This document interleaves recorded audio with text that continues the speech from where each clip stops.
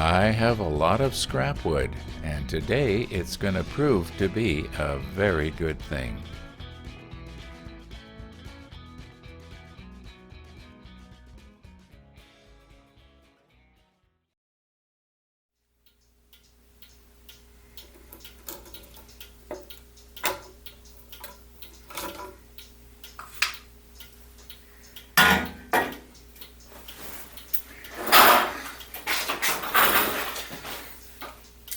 I don't want to have to spend any more money than I have to.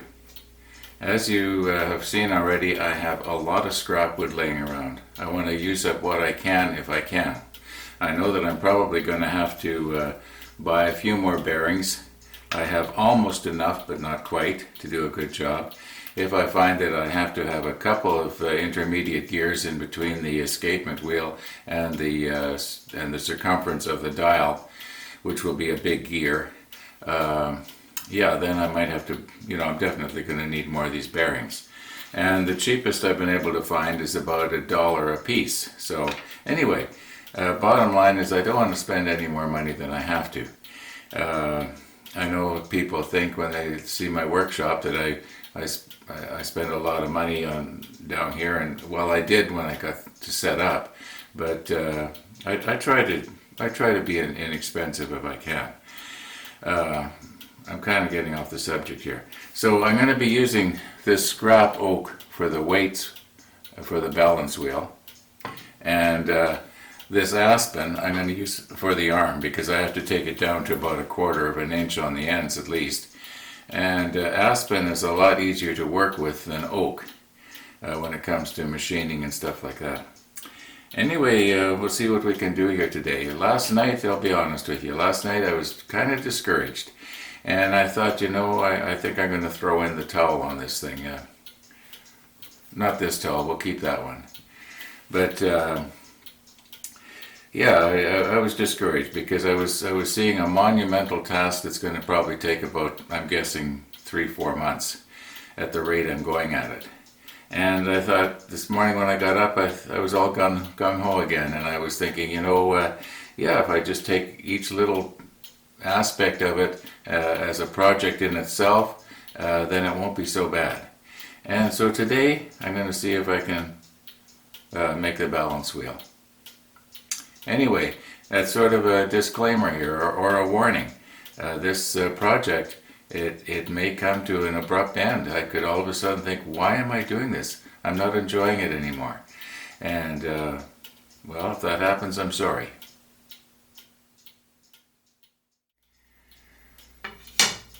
Okay, this was our original arm, and it was 30 inches long. Now I think I'm going to cut my new piece 38 inches. And there seems to be a little bit less twist at this end of this piece than at the other end. Also, at the other end there seems to be more sappy wood. This end has about 3/4 of an inch of water stain, so I'll cut it off. And I'll just go in 38 inches.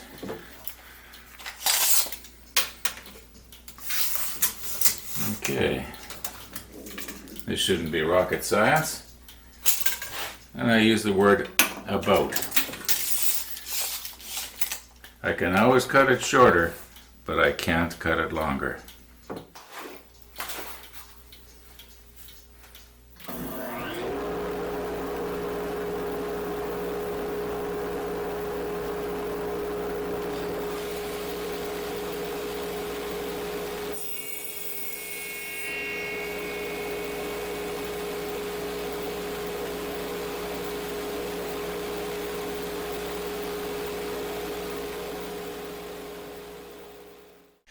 Now there's two kind of important things that I want you to remember right now, and the first I've mentioned before. If you keep your eye on the blade, you'll never stick your finger in the blade. The second one is that from this camera angle, it looks a lot more dangerous than it really is.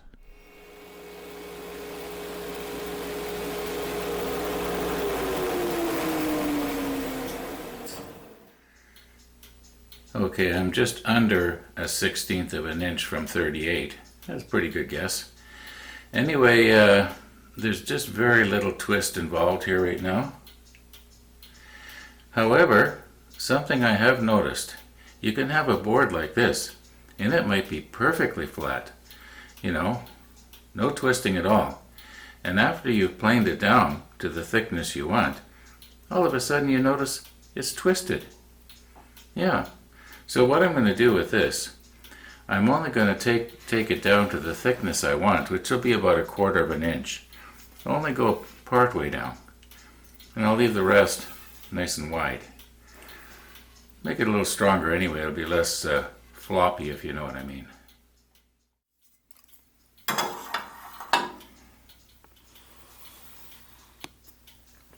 Now, you've heard me complain about this fence before. This is so annoying and so disappointing that Rikon would make such a big heavy-duty saw and a flimsy fence that has to be beefed up, and it isn't even square. And there's no way that you can adjust it. Maybe someday I'll stick a wrench on it and twist it straight. Either that or I'll make my own. But that's disappointing. Come on, Rikon. Now this is the good piece. I'm going to use this piece here that I cut off. You know, the end that had the sappy wood. And I'll just see if I'm going to end up with a tenon that's 1/4 of an inch wide. And I'll have to remember, don't push it up against the fence. Keep it flat against the table here. At least I know it'll be square then.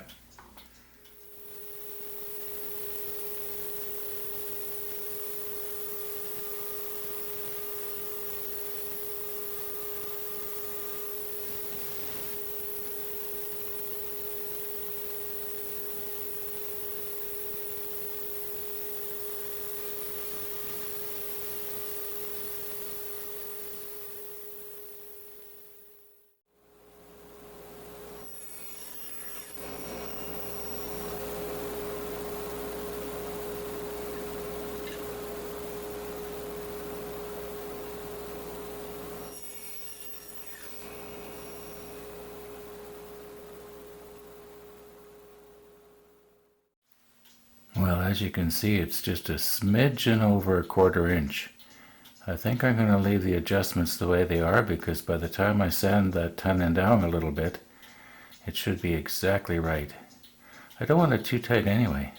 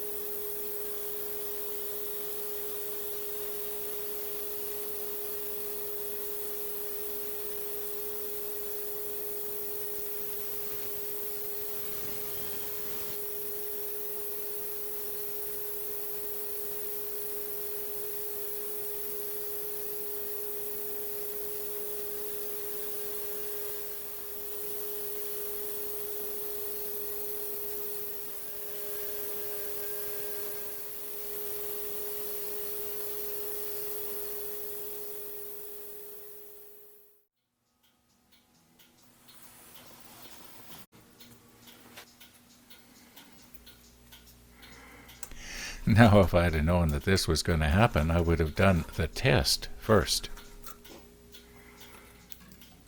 Now, because I'm planning on sanding this down a little bit using the oscillating spindle sander, I want to make sure that I go on that side of this line, because then I can take it down with the sander. I think I'll start at a bit of an angle. I'm not real good at this. Hand-eye coordination stuff I'm not real good at.